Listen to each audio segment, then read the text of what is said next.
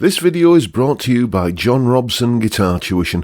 If you enjoy the content, please consider supporting the channel by enrolling on a course, purchasing some guitar lessons or a t-shirt, or you can join my Patreon. Now, on with the show. Hello chaps, welcome once again to John Robson Guitar Tuition. As always, I do hope you're well. Today is Wednesday, so that means we're dealing with a viewer's question. And before we get into this week's offering, I'll just mention that if you have a guitar or music-related question and you think I'm the chap to answer it, then get in touch. You can see the website address at the top of the screen there. Use the email form there. Or you can go old school and send me an email, jrguitartuition@gmail.com. Or you can leave a comment beneath this or any of my other videos. One chap who did exactly that is called Rusty, and this was his question. How do you work these solos out? I just can't work it out. So that was in reference to one of the Monday solo analysis videos that I put out. So yeah, I get this asked all the time, you know, how do you figure out a guitar solo?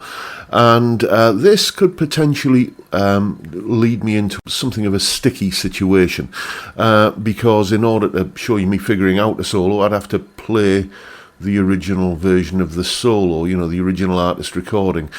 And that tends to be the kind of thing which upsets the copyright wombles. I know other channels do it, but whenever I've tried to do anything like that, it never goes down well with the powers that be. So what I'm going to do today is show you me figuring out one of my own guitar solos. Now, I know you're bound to think, well, wouldn't you just know that anyway? Why would you need to figure it out? Well, because I've got a memory like a sieve, and I recorded this solo back in, I think, late 2016. So it's been a long time, and I can't remember what I played, you know, for that matter. So this will be a journey of discovery as much for you as it is for me. I tell you what, let's have a little bit of a listen to the solo in question.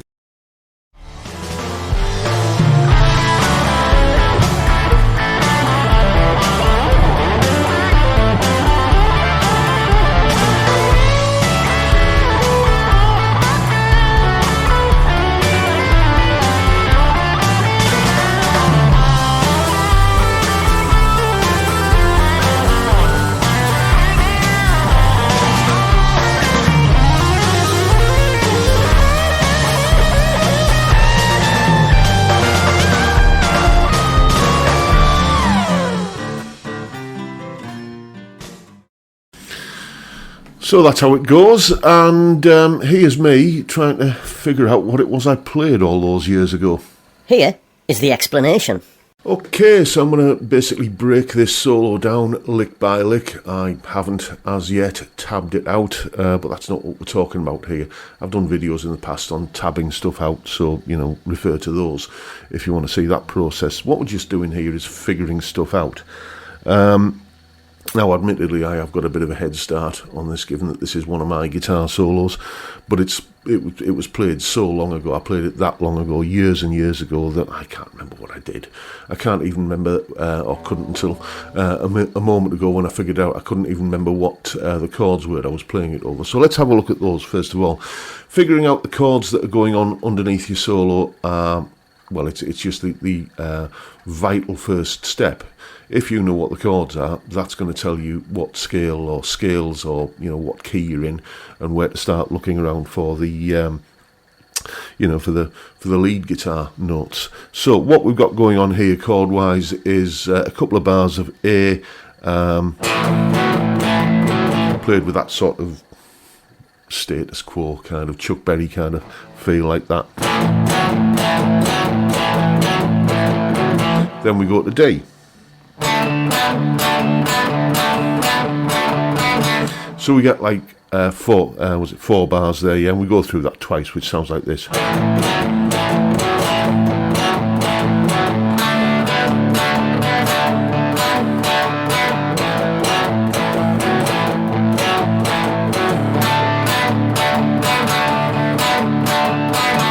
Then after that, that's giving us 8 bars. We then go to a C chord for 2 bars and a G chord for 2 bars. And then G, as I say. Big key change up to E flat. Then we've got the kind of walk down at the end of the solo, which goes like this.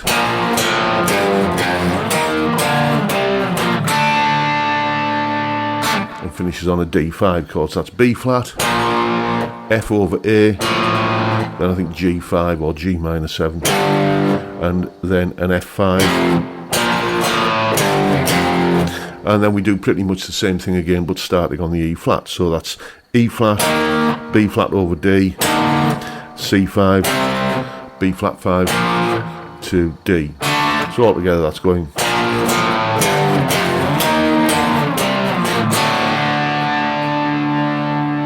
And that's where the solo finishes. So let's see what licks we've got going over the top of this. We're starting on that A chord, and let's just take a listen to the first lick.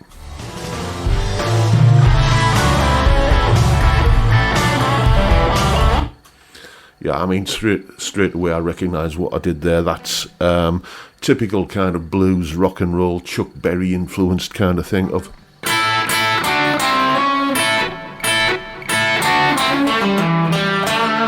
That, you know, just straight out of that kind of first position, minor pentatonic with adding that kind of major third of the chord. And that takes care of the first 2 bars over the A chord. What we got next?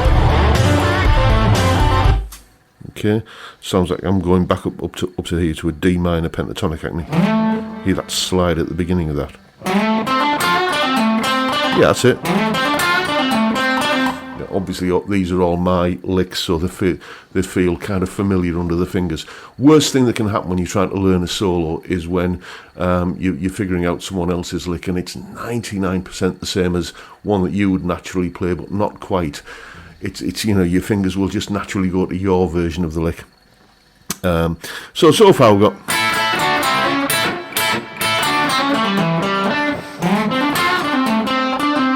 Like that, then I think we've got a twiddly bit coming next.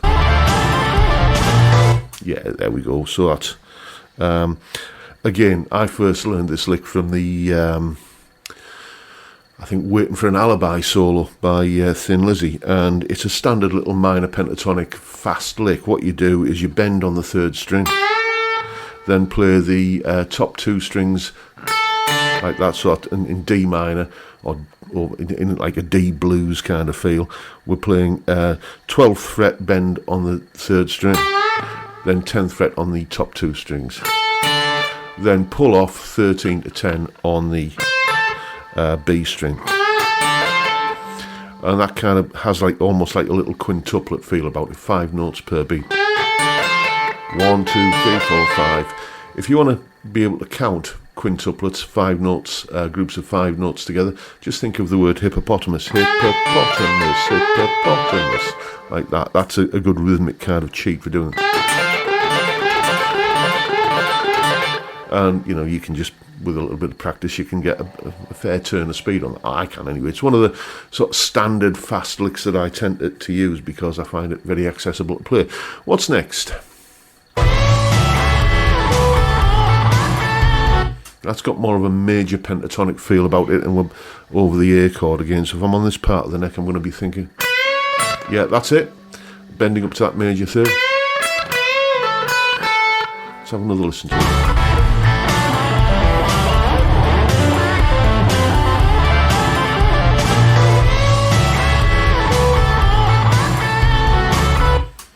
That's it. I think that's it. So I'm hearing like major pentatonic. I'm getting that major third there. There's the A note. Bend up to the major third. Definitely hearing that. And again, just gaining the experience. Where did I first learn a lick like that? It was probably from the Beatles. Get Back, you know, back in the 80s, you know. That kind of lick there, just kind of doing that. That's where I probably got that from. So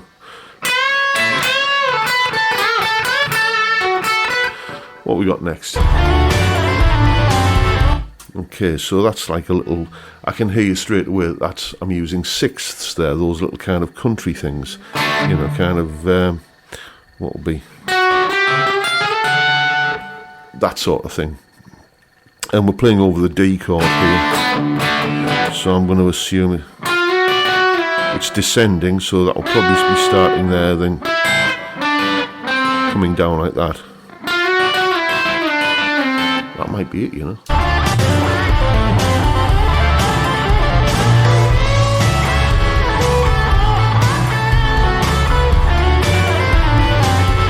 There we go. So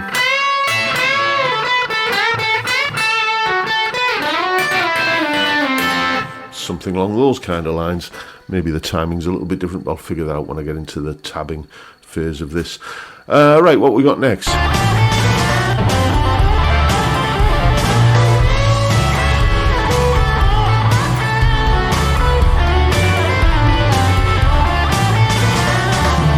Again, kind of D minor bluesy kind of thing there. So I've ended up after down here. Yeah, I'm probably thinking that pattern of D minor pentatonic. So let's have another.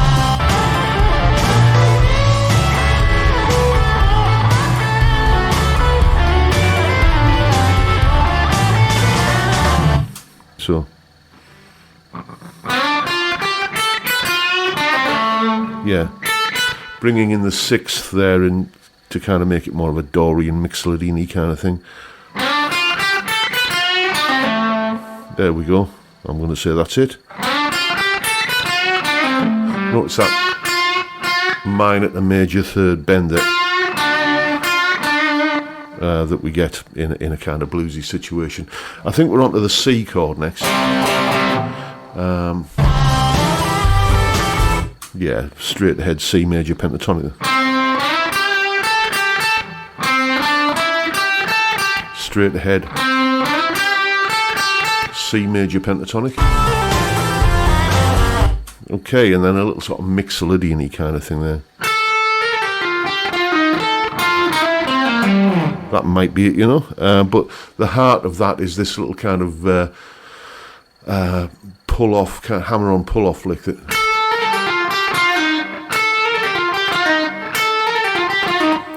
I mean, that's just something I probably stole from Slash. There's a bunch of those kind of licks in, I think, the second or third solo, the big solo in Sweet Child of Mine. He plays things that are phrased like that quite a bit.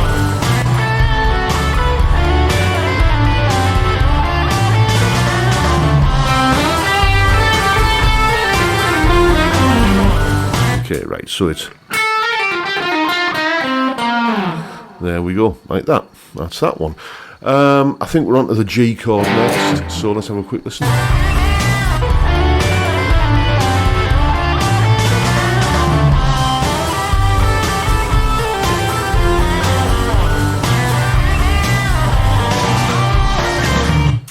So, yeah, it's, I mean, again, we're on the G, and I can hear I'm coming down to, I need that minor to major third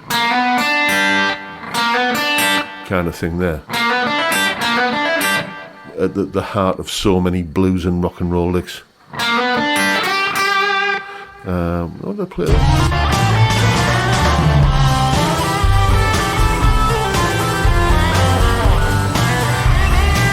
Okay, it's a bend after that. Yep. And then. So I can hear you there, just a standard. That minor to the major third thing again. And then just finishing off with that little bit of minor pentatonic. I believe we've got a scary bit coming next. Okay. That run there, that's happening over the E flat chord. And it's a typical kind of me lick, but I have a few variations on it. So I'm just going to kind of bail out here a little bit and go and spend a little bit of time working on that. And now you're going to see how I do this. Right, you can see here that I've got the solo loaded up in Audacity, which is a great free little bit of software that I have tons of uses for. One such use is slowing down and focusing in and figuring out twiddly difficult guitar parts, even if they are twiddly difficult guitar parts that I played. Yeah, sometimes you're in the heat of the moment and you can't quite remember what it was you played when you come to tab it out. So I use this all the time. Right, so I've got that fast twiddly little run selected here, and let's just take a listen to it. There we go. Now what we want to do is slow that down without affecting the pitch, and we can do that in Audacity very easily. Just go to the Effects menu and choose Change Tempo. If you change the speed, you're going to affect the pitch. Change the tempo and you can slow it down without affecting the pitch. As you can see, this is just in there from the last time I used it, minus 50%, which is going to play it back at half speed. What you got to remember is the more you slow it down, the more you lose sound quality. But you can usually get away with going to half speed and still being able to hear what the notes are and what order they're in and everything, which is essentially what you're using this for. So let's do that. And now let's have another listen.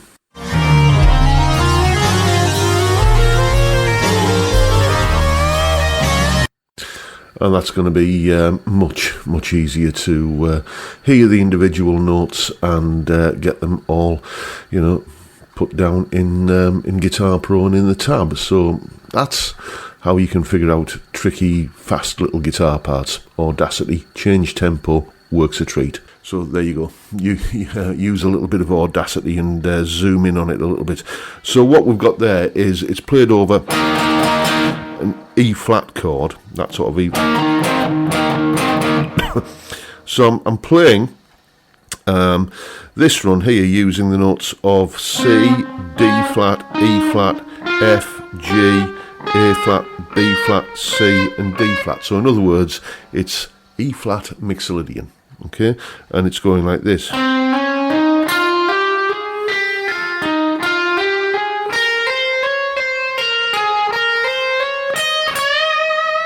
Typical little kind of legato lick that I play all the time when I'm going up a group of 6 notes, then come back down to there and then go back up again. And so it's got like a symmetry to it.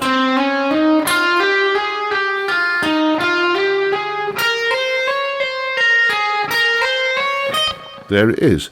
Go up there, and then do that, and then I think I come out of that into something that I think of as a Chuck Berry bend, because Chuck Berry would do that kind of thing all the time. Let's have a listen. There we go. And then we've just got that final little walk down over that part there. I can hear that's just following the bass notes down, so that would be.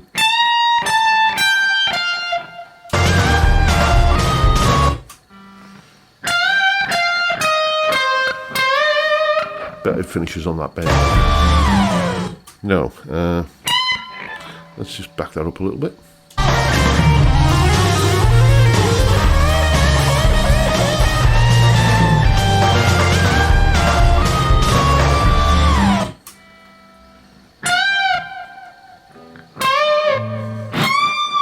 I go up for that big bend at the end.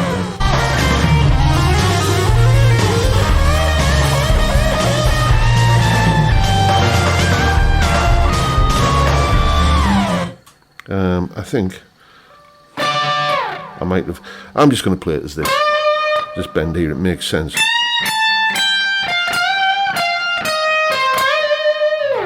That's it. So that is how I figure out a solo. It's all about getting the chords figured out first of all that you're playing over. Those chords tell you what key you're in. They tell you what are the likely suspects when it comes to the licks and the scales and everything that you're going to be playing over the top of it. It's just experience of recognising what you hear. There were a few licks in there that admittedly they were my own licks, but this happens with other solos by other people that I do as well, where I can hear the lick, and in the same way as when you hear a word, you can visualise, if you need to, how that word is spelled. Okay, then with experience, you'll get so you can hear a lick or a piece of music or a riff or something and visualise what that looks like on the neck of the guitar. It's just practice and building up experience. That's all it is, and you just have to get your feet wet and kind of have a go. It's like riding a bike. You don't ride a bike without falling off and skinning your knees a few times, and the same's going to be true with this. You'll kind of fail and get frustrated and make a kind of right royal mess of it, enough times. But as long as you learn from those mistakes and as I say, build up that experience, then and persevere, you will get there. So now you know what to do. Go away and have some fun with it. And that's pretty much how I do it. Basically, it's just a case of figure out the chords, first of all. Important, vital first step. You've got to do that because you're not going to know what key you're in and what scales and licks and whereabouts on the neck to play unless you have that under your belt first of all. It always surprises me how many people just try and dive straight in and learn the lead part without understanding the context that it's in. So make sure you do that, and then just build up the experience of figuring stuff out. It's like riding a bike. You've just got to get on and fall off a few times and fail and learn from those mistakes and just build up the experience of learning to recognise what you hear.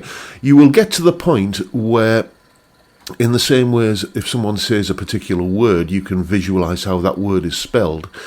You will hear a riff or a lick or something like that, and you can visualise what that looks like on the fretboard. I've done videos on this in the past about learning to recognise intervals and stuff like that. Maybe I'll link to one of those in the description if that is going to be of use to people. So, yeah, just have a go. Succeed, fail, learn from your failures, learn from your mistakes, and build up that experience, and you will learn to recognise what you're hearing.